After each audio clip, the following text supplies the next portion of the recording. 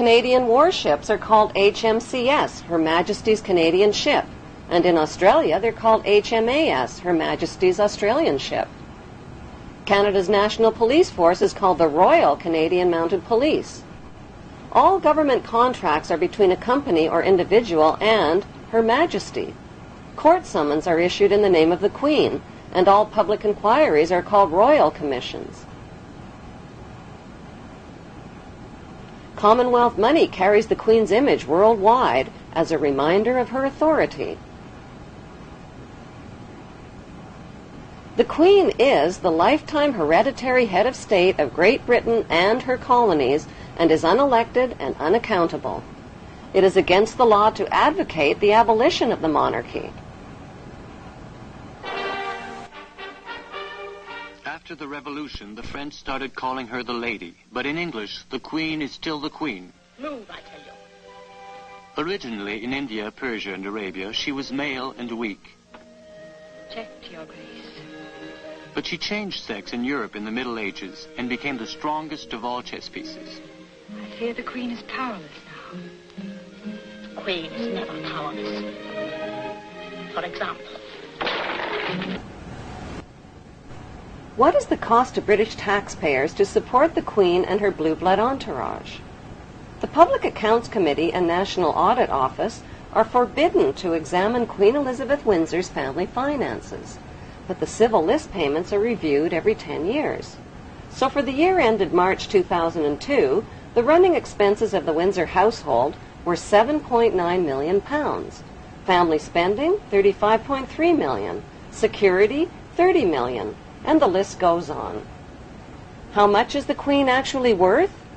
The Queen's wealth is divided into 3 categories. Her wealth as the monarch, her visible personal wealth, and her invisible personal wealth. The Queen's wealth as the monarch includes 54 Commonwealth nations worldwide, millions of acres of Crown land and resources, thousands of Crown corporations, and the corporate city-state of London, which is the capital of world finance. The Queen's visible personal wealth, which was accumulated tax-free until 1992, includes royal yachts, Rolls-Royces, racehorses, 5 castles, the world's largest collection of jewels, 20,000 old masterpieces, and billions of Class A shares in blue-chip stocks and bonds, which have been invested and reinvested over and over again tax-free. Most of the Queen's family fortune was inherited from her ancestors' illegal opium trade with China and the black slave trade. In 1977, the Bank of England Nominees was established to hide the Queen's personal portfolio of wealth. As the British monarch, the Queen has access to privileged information, state secrets, and the world's top financiers. She is immune to accusations of insider trading or conflicts of interest.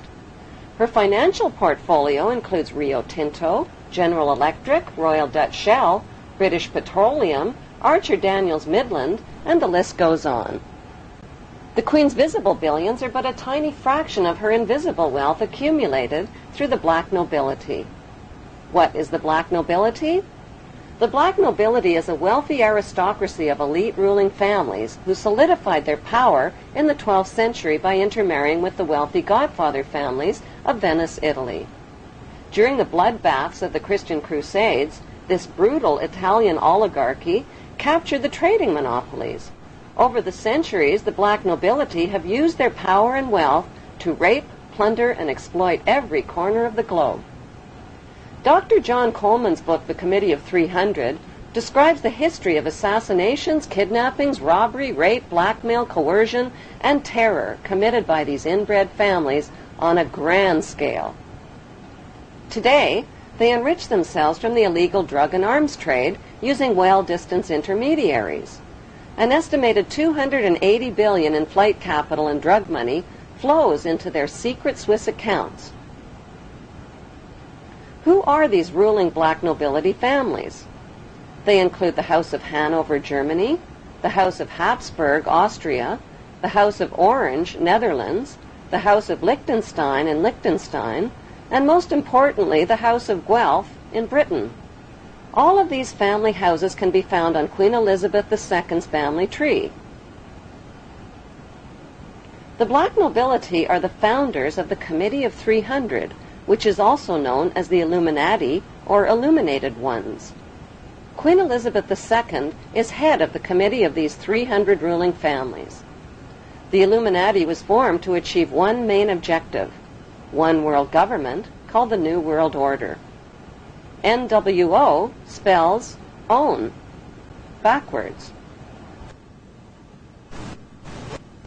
All of today's think tanks originate from the Committee of 300 and include the Round Table, the CFR Council on Foreign Relations, the United Nations, the Bilderbergs, the Club of Rome, the RIIA, and the Trilateral Commission founded by David Rockefeller.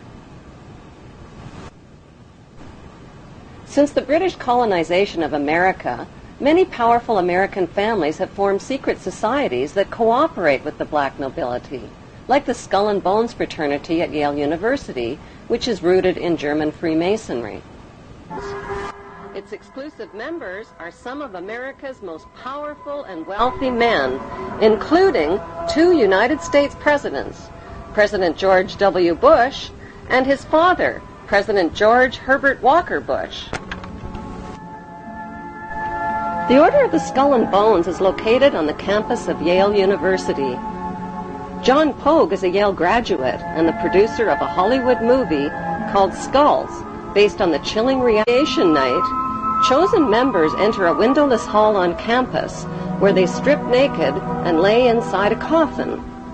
During the rituals, they reveal their innermost secrets, including the intimate details of their sexual history.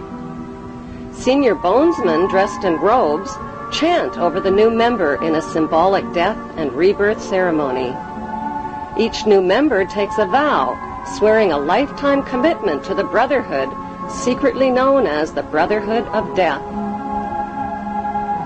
The crossed bones symbolize the right of new members to double-cross and use any means possible on their rise to power.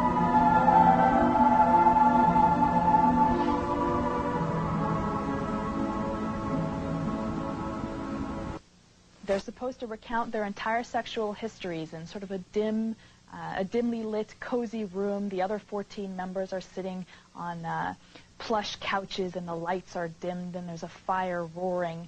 And this activity is supposed to last anywhere from between 1 to 3 hours. So George W. Bush, recounted his sexual history? That would have been something they would have done, yes. What is the point of this? I believe the point of the year in the tomb is to forge such a strong bond between these 15 new members that after they graduate, for them to betray Skull and Bones would mean they'd have to betray their 14 closest friends. One can't help but make certain comparisons with the mafia, for example. Secret society, bonding, stakes may be a little higher in one than the other, but everybody knows everything about everybody, which is a form of protection. I think Skull and Bones has had slightly more success than the mafia, in the sense that, you know, the leaders of the 5 families are all doing 100 years in jail, and the leaders of the Skull and Bone families are doing 4 and 8 years in the White House. Bones is not restricted to Republicans. Yet another Bonesman has his eye on the Oval Office. Senator John Kerry. Skull and Bones is so tiny, that's what makes this staggering. 15 people there are only a year. 15 people a year, which means there are about 800 living members at any one time. We know that a lot of bonesmen have gone to positions of great power. That's what Skull and Bones' purpose is, to get as many members as possible into positions of power. Though there is this mythology about Skull and Bones pulling the strings of government. You're saying the fact is Skull and Bones are pulling the strings of government. They do have many individuals in influential positions, and that's why this is something that we need to know about.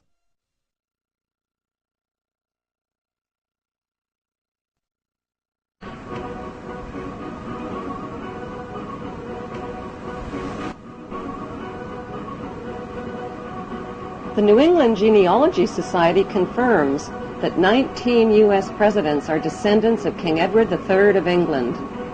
Like European royalty, America's blue bloodlines are maintained through intermarriage. George W. Bush is descended from several kings of England and Scotland. He is also a distant cousin of Queen Elizabeth II of England.